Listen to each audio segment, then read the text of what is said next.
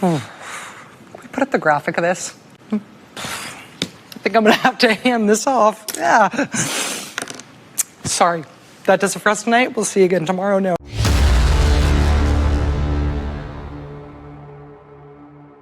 Elon Musk just posted one of the most dangerous memes you've ever seen on the X platform. It is triggering MSNBC and going viral. Now, another person who's triggered is the Denver mayor. He claims he'd rather go to prison than to allow Trump to mass deport illegal immigrants out of his city. And Senator Tammy Duckworth is continuing to double down on claims that Tulsi Gabbard is a Russian asset. Now, let's start with the chaos that Elon Musk has started with MSNBC. Check this video out. Oh, hold on.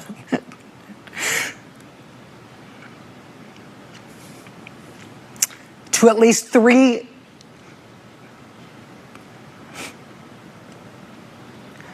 Can we put up the graphic of this? I think I'm gonna have to hand this off. Yeah.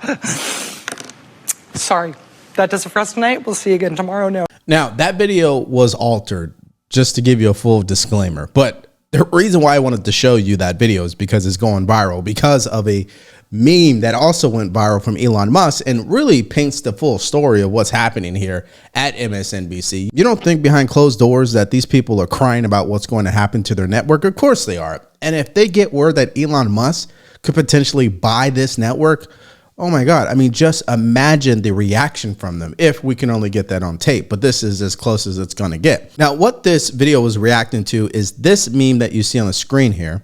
This is what Elon Musk posted. And lead us not into temptation, right? He's obviously quoting that verse from the Bible.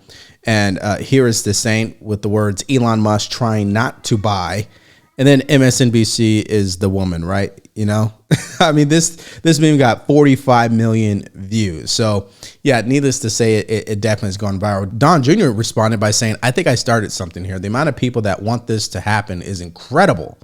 And I am one of those people, of course. And then in the comment section, I have a Christmas wish. This would be the ultimate slap in the face comeback, right? Alex Jones taking over MSNBC. That would be great. InfoWars with the new logo. Amazing. So, I mean, again, this is continuing to pile on as it pertains to MSNBC and the problems they have.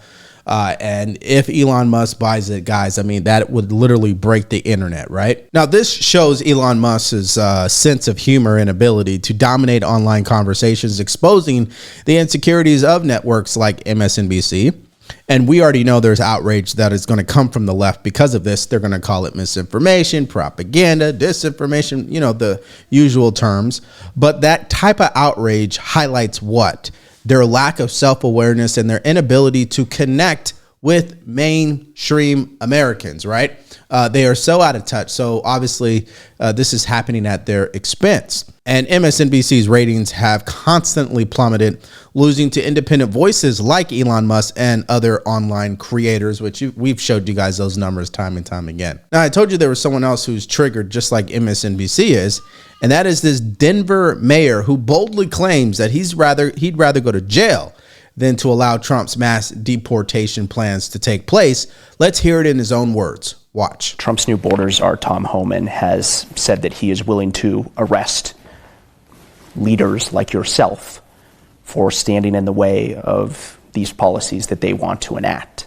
Would you be willing to go to jail for these things? Yeah, I'm not afraid of that. And I'm also not seeking that. I think the goal is we want to be able to negotiate with reasonable people how to solve hard problems.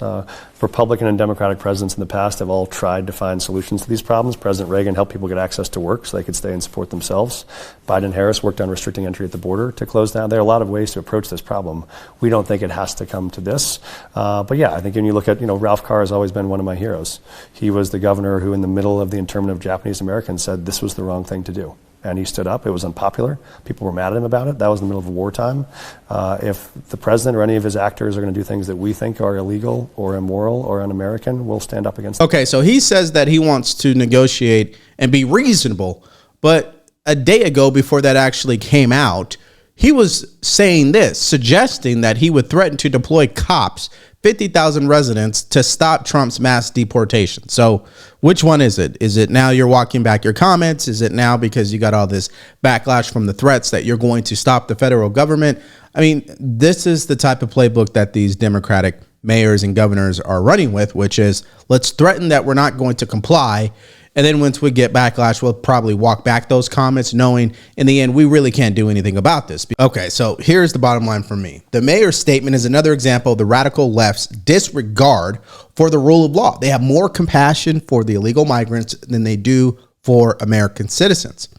And what I'm about to show you is Rand Paul's response, which was very sharp and will remind you and other Americans that elected officials cannot put their own political agendas above the Constitution, which is why we have one of those, right? Clearly, these mayors, these governors, they're doing this because they're playing politics. And let's remind everybody here what the facts really are. Okay, sanctuary cities like Denver has already seen skyrocketing crime. We know this, driven in part by policies protecting illegal migrants. And we don't have to get into Aurora, Colorado either. Now, let's hear from Rand Paul and what he had to say about this. Watch this. Now, I would say that the mayor of Denver, if he's going to resist federal law, which there's a long-standing history of the supremacy of federal law, if he's going to resist that, it will go all the way to the Supreme Court.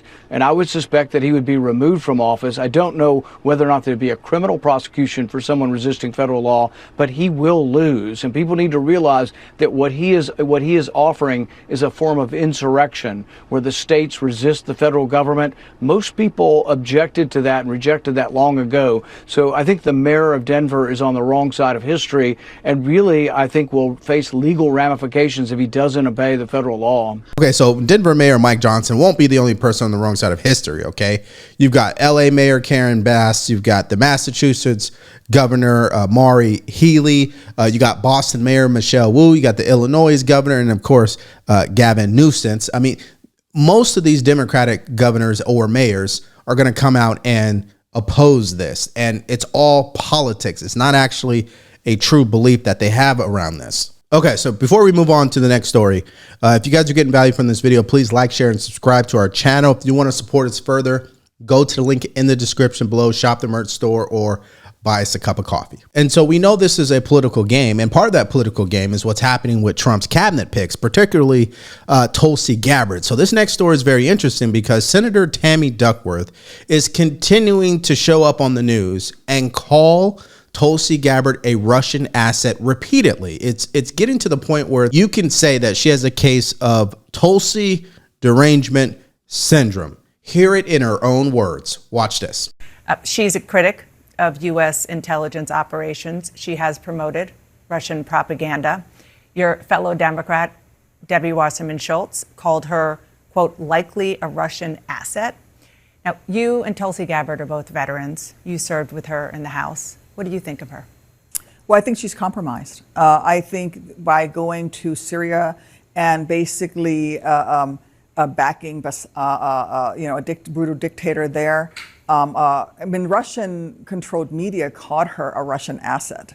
So I do think that we have a real deep concern whether or not she's a compromised person. And frankly, the U.S. Intelligence Committee, the U.S. intelligence community has identified her as having troubling relationships with America's foes. And so my worry is that she couldn't pass a background check. Okay, so let me give you guys some insight and education. I served 13 years in the Army. And that last comment that she made where she couldn't pass a background check is 110% not true. And here's why. I myself had to submit a background check in order to be approved for a secret clearance, okay? Tulsi Gabbard is a lieutenant colonel in the Army and she served in Congress. The chances are she probably already has a top secret clearance. Just getting a secret clearance alone is way more than your average background check where you submit your fingerprints and then you wait for the FBI or the DOJ to do their little research on you. No. There are people who come to your house, they investigate you, they will interview your wife, your husband, your brother, your sister, your uncle, your dog. I mean, and if you're going for a top secret, they comb through your life. How do you square the fact that she was in Congress for many, many years? How do you square the fact that she's still serving in the U.S. military? Now, here's what Eric Schmidt had to say in response. Keep in mind, Tulsi Gabbard is still Lieutenant Colonel in the United States Army. She commands the reserve unit here in Oklahoma and Missouri. If she was compromised, if she wasn't able to pass a background check, if she wasn't able to do her job, she still wouldn't be in the Army. And so Tammy is absolutely dead wrong on this, and she should retract those words. That's the most dangerous thing she could say, is that a United States Lieutenant Colonel and the United States Army is compromised and is an asset of Russia. It's actually sad to hear her say that. When I heard her say that, I thought, I wonder if this is political, because she's upset that Tulsi Gabbard left the Democrat Party because they went woke. Because I know they actually got along when they were in the House, and she knows Tulsi Gabbard. She knows her heart. She has a heart to serve. And so I think that's probably more politically motivated than it actually has any truth to it at all. Yeah, that's exactly what I just said, and I'm totally in agreement with him.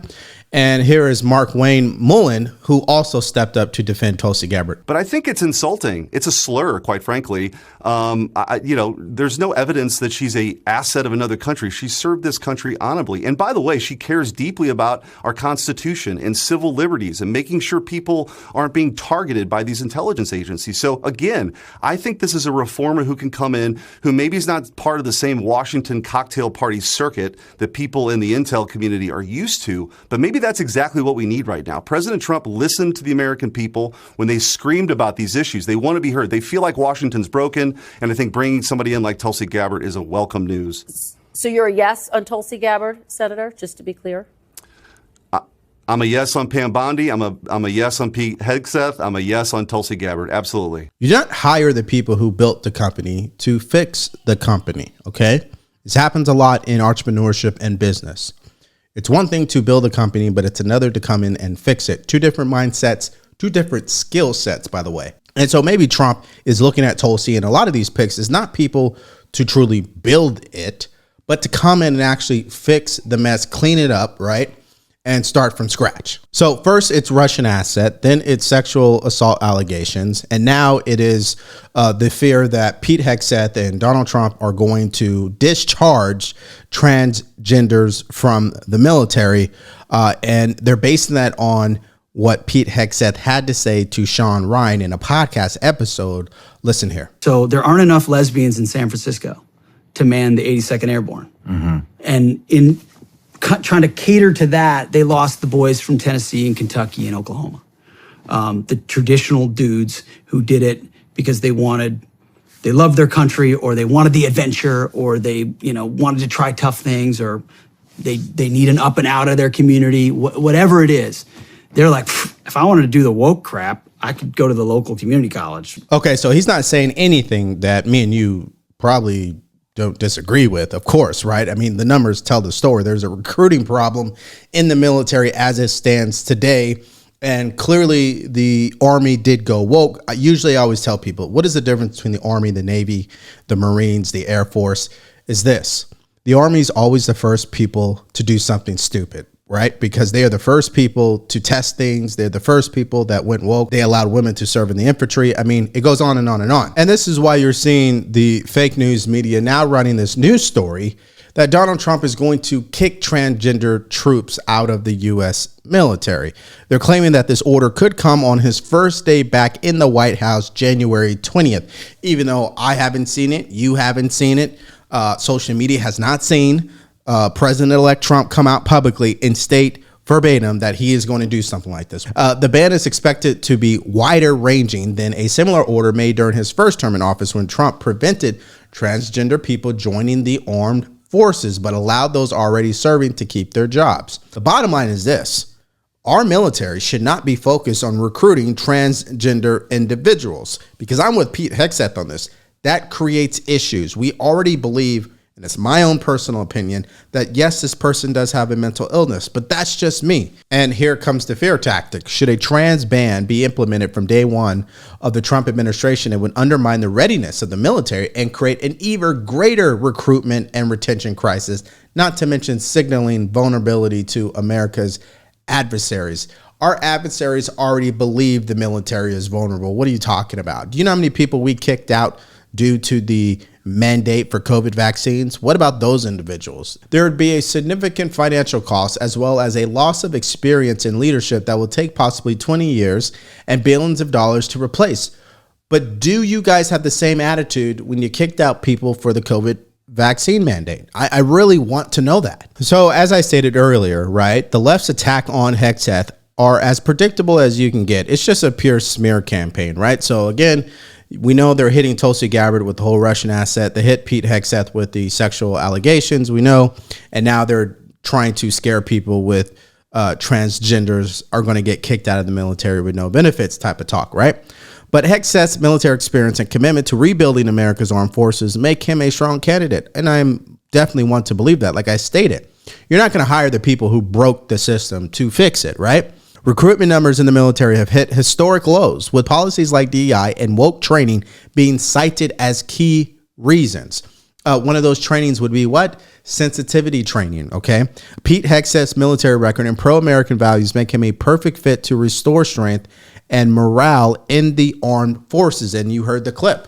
We got to stop trying to tailor to people who are LGBTQ from San Francisco and get back to targeting people from good old Kentucky. So with all of these cabinet picks that Trump has selected, we already did a video, which I'll link at the end of this, where clearly the media is continuing to melt down over these picks. In fact, MSNBC was stating that his picks are too white, right? I mean, just insane, which we debunk in that video. However, Scott Jennings from CNN made a very good point about these cabinet picks, and I want you to hear it. Check this out. I think Trump is not getting enough credit here for building an ideologically diverse cabinet. When you got everybody from Russ Vought, who's very conservative, all the way over to the pick for labor secretary as a supporter of the PRO Act, and somehow Randy Weingarten is happy about it. I mean, what he has done is, which makes me squeamish, to be candid. And so what he has done, though, is put together an ideologically diverse group of people to sit in a room and help run the government. And that's kind of how he won. His coalition was kind of ideologically diverse that elected him. Yeah, but Scott, I mean, you don't understand. He's going to rip apart babies and parents who are illegal migrants, right? He's going to go to people's aunts and uncles and their place of work and round them up with the military. He's even willing to shoot American citizens in the process. He's going to jail, journalists and reporters. His cabinet, it's not even diverse, really. It's actually too white. I mean, this is what they go to, right? Oh, yeah, his cabinet has a Russian asset in there as well, right? Throw that in there, okay? I mean, the left-wing media, they have nothing except these hyperbolic, extreme statements that they are continuing to double down on it. And I would argue it's the same playbook that got them in trouble as a network and why people don't watch them anymore. Let me kick it over to you guys. What do you think about Elon Musk's viral meme, right, showing his temptation to buy MSNBC, and then the altered video showing Rachel Maddow's response? I mean, I truly believe behind closed doors, she probably feels this way. Let me know what your thoughts are in the comment section below about that. What about the fact that they're still trying to attack Tulsi Gabbard on this whole idea that she's a Russian asset, she's compromised, but she's still a lieutenant colonel in the U.S. Army. She served in the Congress. She probably has a top secret clearance. Tell me how that makes sense. Let me know in the comment section about that as well. And then Pete Hegseth, right? Nominated for Secretary of Defense. First, it was the sexual allegations, and now he's going to ban transgender. In fact, he's going to go another level and kick them out in the middle of their term. But nobody wants to talk about all those military people who got kicked out over that COVID vaccine mandate. But hey, let me know what your guys' thoughts are about that as well. Now, I told you that we did a video earlier showing how MSNBC has become absolutely triggered, okay? And to give you a prime example of that, they had Jennifer Rubin go on and state, and I'm paraphrasing here, that Trump's cabinet is too white. There's not enough diversity. Well, I took the time out to actually debunk those claims. All right. And it wasn't just her. It was some other clowns, too, on that network. If you want to check out that video and more stories, all you have to do is click on it because it's coming up right now.